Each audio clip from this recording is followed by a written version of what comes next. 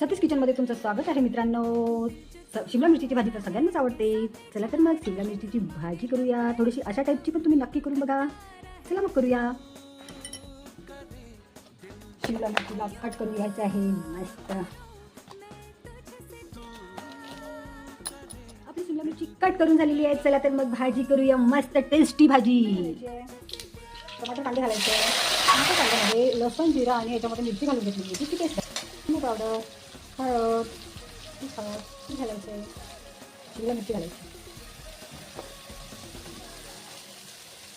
शेंगदाण्याचं कूट घालायचं. शेंगदाण्याच्या कुटाने खूप टेस्ट येते जोरदार. त्यासाठी वाफ काढून घ्यायची.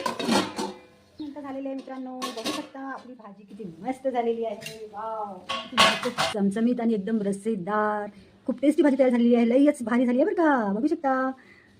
चला तर मग तुम्हाला जर माझा हा व्हिडिओ आवडला असेल तर लाईक शेअर सबस्क्राईब करायला विसरू नका. Thanks for watching.